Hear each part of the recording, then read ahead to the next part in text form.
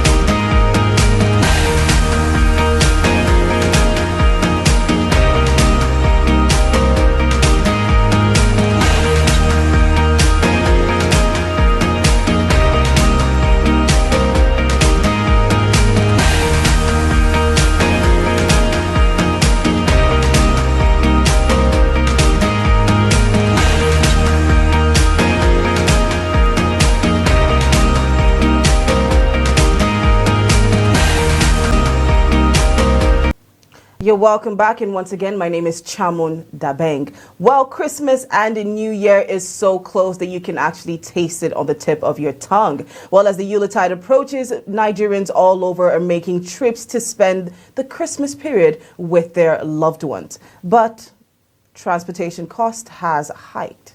Joining me to talk about this is business developer Collins Unwosu and executive chair of Blue Whale Transport, Simon Ilya. You're welcome to the show. Thank you. Great to have you. First question, any plans to travel? From a house to a restaurant, perhaps. What about you, sir? Certainly, I have to take care of business. So basically you're the executive chair of a company that does transportation, but yet you can't travel. That's actually really interesting. Right. Now, this hike in prices. Now, what do you think are the factors that are contributing to, the skyrocketing of the cost of transportation? Let me start off with you. Okay, it's a pleasure to be here, and nice to meet you again. Like you rightly said, the numbers traveling now is quite high. Mm-hmm. And given the situations we have, looking at the options available to travel, it's quite interesting because going by air is a whole new thing.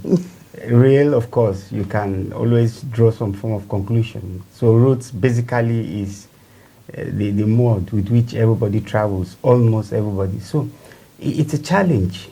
Most of the issues we have is centered around the roads, the machines, the vehicles, and of course the personnel, the persons themselves, then most of all the security situations we have.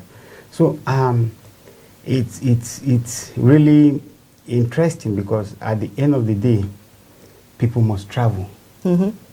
And those are the things you confront when you go on the road. And we, given that we serve people, not the business itself is some form of, is there, but the actual concerns we have, the people we serve. So yes, it's the options are there, the opportunities are there, the challenges are there, and we try our best as operators to ensure that we offer we do what we can and offer the best services, the best environment we can, but it all boils back to those in charge of managing those issues I've mentioned earlier. I think so much more to start from, but I think I'd like to put it here. All right, Mr. Collins. Yeah. I always like to step back a bit and look at a historical movement. The essence is when you take spot assessments of a thing, there's a likelihood to miss a few points. So from 2009 to date, there has been a continual increase in cost of fares to date. In fact, between June of last year and this year, in fact, from 2019 to date, if you check from June to June, it's been almost 33% increase in the costs each household spends. So we're saying that as of 2009, households were spending, Nigeria's transport costs spend was almost less than, it was about a few billions, almost $1 trillion, 800 billion or thereabouts. As of today, is almost 14 trillion on transportation. That's huge. So the question is, what has caused this year-on-year increase? It's not just about this Christmas. It's not just about this. It's been a trend. It's been a trend, and that's the trend that we need to look to halt. So that's where I'm coming from. I'm saying, okay, so what are the things? Unemployment is high. Inflation is going off the roof. So that's to say that there are more people, and the population is increasing. So people need to move. Then the means by which they would move is now constricted, of course, because we don't have enough transport systems. The roads that we have are a challenge even to the transporters themselves. The cost of bringing in the vehicles, the equipment that they need to transport people is also cost, personnel, that. So all those things begin to accumulate, and we're seeing the backlash. So I think we have to start dealing with it from the root. We have to start looking at, can we make it easier for transporters to actually help transport people and goods? All right, before we get into all of that, before we start to talk about road travel, let's take a look at this video, this report that was put together by Nafisa Abdel-Al on air travel. With the fast approaching Yuletide season, the cost of flight tickets are beginning to skyrocket, and it's telling on travelers. We are now here at the Nnamdi Azikiwe International Airport to speak with some of these passengers on these developments. We have had a lot of high traffic for about 2 weeks now. This should be the consequence of the insecurity along the road. And based on that, it becomes an opportunity for the airline to hike their price. Though we have a lot of other new aircraft that are just coming. Ordinarily, when new aircraft come, price tends to go down because of competition. But now, whether you are coming, even if you come with Mulue, now the price is as high as 100,000, 90,000. My experience was horrible. Coming from Lagos to Abuja, I paid 29,700. Now I'm going back to Abuja, from Abuja to Lagos. I don't know why I should pay 49,000.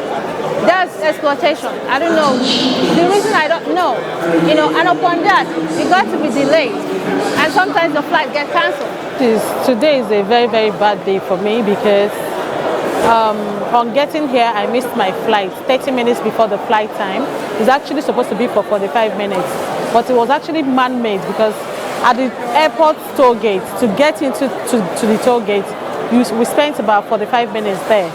So on getting here, nobody considered us. We were more than 25 people who missed their flight on Ibom Airways today, and that's very wrong. I think, for example, if you have reasons to delay your flight, you give us your reasons, probably weather condition and all that. But hereby, I wasn't going to miss my flight if not for the toll gates. What happened at the toll gates? So somehow it's not a coincidence that more than 25 people missed their flight in a particular flight today. Well, it's a great experience to me. I'm surprised even for me to get ticket. I've been hanging here for more than 2 hours, and I'm surprised the ticket price is higher. And of course, it's a big challenge to me. I've been hanging here in the airport for more than 5 hours, waiting if there will be a chance for me. And of course, I'm surprised. I expect that this country is supposed to also look at what is going on now. Many customers, I think, is hanging here. Increments in the cost of flight tickets, delayed flights, miscommunication between some of these airlines and their passengers are some of the concerns these travelers face on a daily, but more so now in this Yuletide season. They urge the government to enforce some sort of regulation in order to curb this menace. Efforts to get comments of airline operators were, however, not successful. All right, so that was on air travel right there. We got to hear from passengers, people trying to get from, one place to another. And in the video, a lot of them were actually complaining about the price hike in the, in the cost of air travel.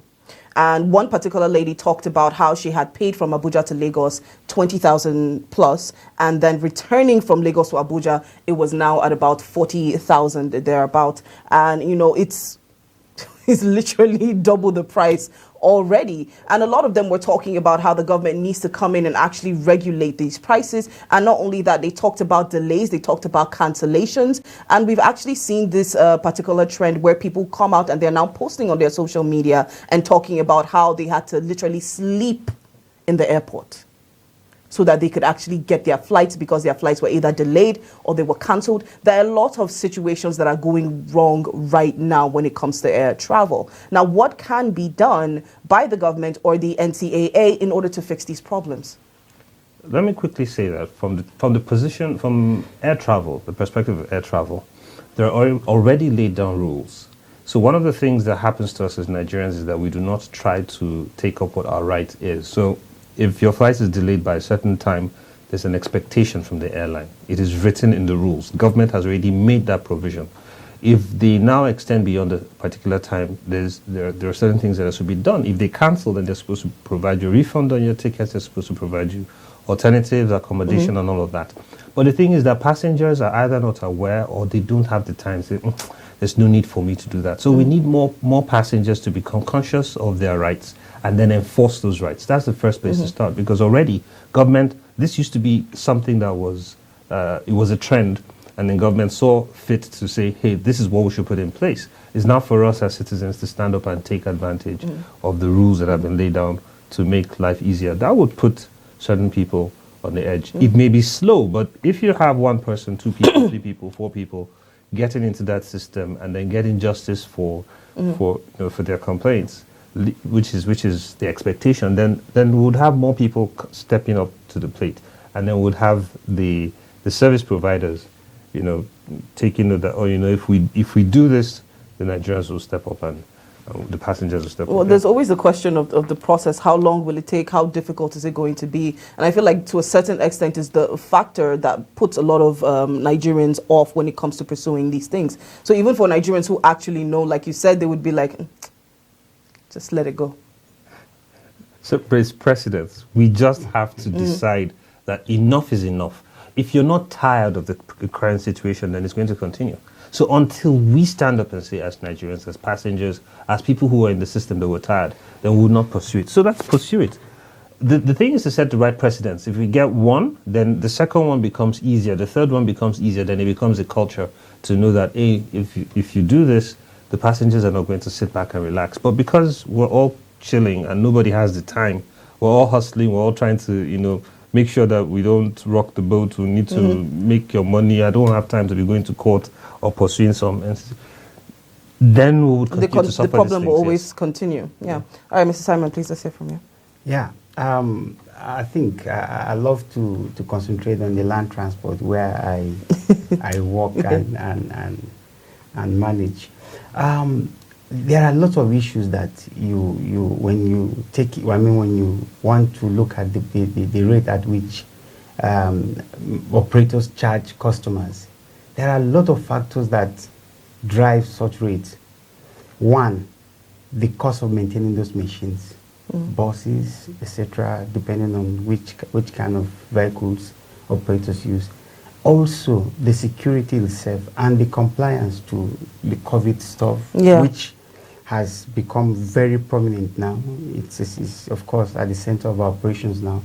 Also, you want to look at now, actually in our business, particularly the company where I manage, we've given the right to customers to demand for excellent service.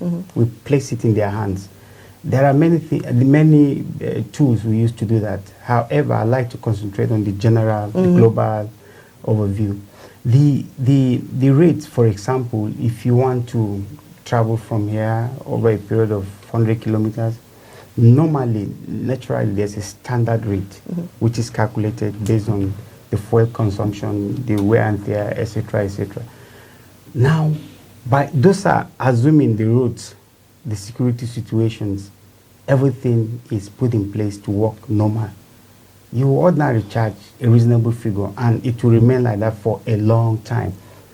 Before now, after the festivities, it will matter less. But as these festivities approach and the roads are really bad, there are some mischievous or untoward character by some operators, of course. You have deviance here and there. But above all, you have most of those who operate these businesses are good people. They are concerned about the welfare of the passengers, yes, because in the first place, you exist because the customer is there. The moment you put the customer aside, you are finished, of course. And once the customer begin to rebel against you, I can tell you it's not going to be funny. So as much as you want to make money, you want to also take into account a lot of issues around pricing. But you are constrained by the challenges on ground. Yeah. I give you an example. Of course, it's a well-known, it's out there in the news. Abuja, Kaduna. To travel via that route, by itself, without the issues we're experiencing now, is an issue by itself. Then when you bring into bear the roads, the security challenges, the machines, you realize that, man, you have to put those things into place, factor them in as you priced, and as you build the rates for customers. So eventually situations like that will come up. Although some people hide behind demand but that's very few people, very few operators do that. Basically, to soften those things, in my opinion, I felt there are some cushioning effects that can be brought to bear, some holidays here and there. I think the strategist guy can always expatiate on that. I believe he must have done extensive research on that. The issue around those little holidays will go a long way at allowing us to offload some of the issues we have, like the cost of maintenance of a bus, a typical Toyota bus. Due to bad roads, exactly, traffic. Absolutely. If a bus is to last for probably 2 years, now you have less than a year to start maintenance, heavy maintenance, not just minor, big time. So you can imagine an operator who is already in business, because we are businessmen too, by the way. We try to create value, and also it should reward us and not just run around. I mean, yes, when you create that value, create opportunity, you do business, you want to also earn a living. After all, you need to live for business to take place tomorrow. So at the end of the day, all those things, by the time you bring them together, definitely an operator has no choice. It's constrained. All right, so can you give us a little bit of history, like looking at the prices that you started off with and where they are today? Yeah, when we started sometime about 9 years ago, approximately 9 years ago, we came with the value. We discovered the issues on the roads. Then the roads were fairly okay, the security were fairly okay, everything okay. So we said, okay, let's have a markup, reasonable markup, compete well in the marketplace, put forward a particular value, which is safety. And we said, we now did a little research and understood that the charges on the road were unfair. So we offered to the customer 8,000 naira, by the way, Abuja just. A whole lot of issues came up, but we said, no, look, we're in business. These guys need to travel, then we do business. So you have to also allow them travel fairly, have a fair deal. So over time, of course, we've been there for a long time. Yes, we remained there around close to 5 years, 6 years. Then the COVID issue came up. Of course, we have to respond. We reduce the number of persons in the bus to cater for the regulations, to allow safety to become a primary Did that issue. have to force you to increase your prices? In response to that, we now, so that we can cover our overheads, cover cost of operations, etc., and still make a little token to take home. So now we've moved to 2,000, which we've remained there for also a long time. That's getting to 2 years we've been there. All is in an attempt to ensure that there's a fair deal for the customer. We keep hammering on fair deal. If you have a fair deal when you are home, you believe you've been treated fairly, I trust you always want to come back to do business with us again. So at the heart of our operations, like I pointed out earlier, customer is sitting right at the front.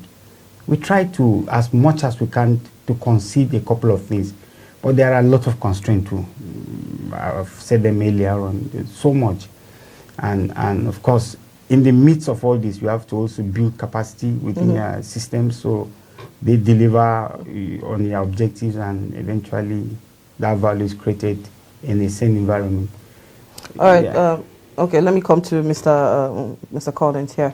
Now, it's should I say it's common knowledge that during the holiday periods, whatever holiday it is, you actually see a hike in price when it comes to transportation. Now, this has been something that has trended over the years. Now, do you think that this is an attempt from transport companies to just take advantage and make an extra buck? The thing is, I can't speak in isolation. Mm-hmm. I'll have to try as much as possible to be specific. So when you go to establishments like his and others, they have a trend, they have a price range, and those price ranges haven't changed. They continue to charge those mm-hmm. prices. So if you're going to a particular place, this is the price. If you're going to this place, this is the price. Where we find adjustments usually is, which happens most times, is because certain things change. So they know security issues become an issue. They have to change routes because some of the roads are really, really bad. Mm-hmm. So if you had a particular route you were taking from, say, Jos to Abuja, now you have to change that route. It's probably longer, right? Because you still need to make the runs and meet the numbers and cater for increased demands. So some of those things come into play. Right? Then we cannot also take out our minds from the fact that the government has mentioned, we're doing phase deregulation. So you're having certain spikes in fuel prices. And as a business person, they are not going to absorb that cost. They'll pass it on to the passenger. Of course. So that's what's happening most times. It's always the final consumer. Then we would definitely not take away the fact that this is a period for people to hammer, so to speak. So everybody's going to hammer. The rice seller wants to hammer. Some transporters. For lack of a better word. So the transporters themselves too may put an additional market at Christmas for the Christmas topping to the prices. So we see that happening. But for rail has been stable. The only thing is that you're not getting the tickets, and perhaps that's a system issue. If those are cleared, then it makes it easier for people to access tickets. For the airfares, I can't tell you exactly what has happened, but the shift in prices to almost 100,000 naira for a ticket is phenomenal this period. It is way beyond any trend, and it needs to be looked into. Yeah. But then, with all of that said, I still go back to the fundamentals. As a country, there are certain things that we need to put in place. If the roads are okay for people to travel on, if we have good roads, the transporters wouldn't spend so much on maintaining the machines, right? And if the cost of bringing in those machines, if it's considered that transport is critical, then the cost of bringing in those equipment will not be so high. So that makes it easy for them to bridge the gap where government is not providing buses and providing transport systems for people to move. If the private sector has chosen to step into this place, then they should be supported, which is not there at the moment to the extent that we believe it should be. But certain things can be done. Can we have better security on the roads? Can we have the roads fixed and these routes established? Even if it's to say, okay, you're traveling from Jos to you're traveling from Abuja to Kaduna or this. Expect this number of stops. Expect that this is if you're traveling, we're going to have say you can have an emergency button if something happens within this place and this place, but the roads will be ready for you to move. That will help transporters. That would also help passengers, because the passengers at the end of the day, the ordinary Nigerian is the person who suffers for it. So it's which one comes first, the egg or the baby? Is it the transporter that is being mischievous? Yeah, the egg or the chick. Yeah. Is it the transporter that is being mischievous, or is it the infrastructure that is not available? Both of these things are not available. Now we have to tackle them, not one only or the other. But again, you cannot take away the Christmas toppings from. I'm not accusing you here, but I'm just saying. No. All right, Mr. Simon, what do you have to say on this? I also want to come in from the angle of the high motorization on our roads, heavy. So, and given those situations, we've actually done there are some team that came to our bus stops and looked right into our system and tried to use it as a case study to kind of develop some alternative way of providing power, energy for our buses and equipment and etc. So one of the things I also discovered, it has been with me all along, but I've never discovered, was look, there are a lot of options that could actually cut down the rates of transportation. That's alternative energy. It's a key thing, although it's going to be not too distant future, but it's going to play a very big role. Recently, I think the Minister of FCT launched some set of buses, and I paid attention to this closely through one of our association, at CILT. We're there, we participated fully, and we observed. We made, there are a few gaps, but at least there's this, we've taken off. That's the main thing. We've started the journey, and as you began the journey, you also discover gaps, you cover them here and there. So I reduced those things to my business. Of course, everything ends there.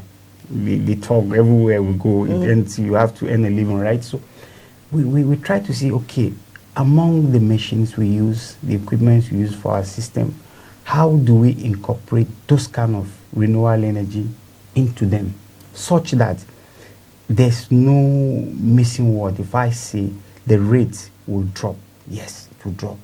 All right. Yes. So obviously, those are options that are on the table for the future. Who knows? Tomorrow, next year, 2 years, who knows?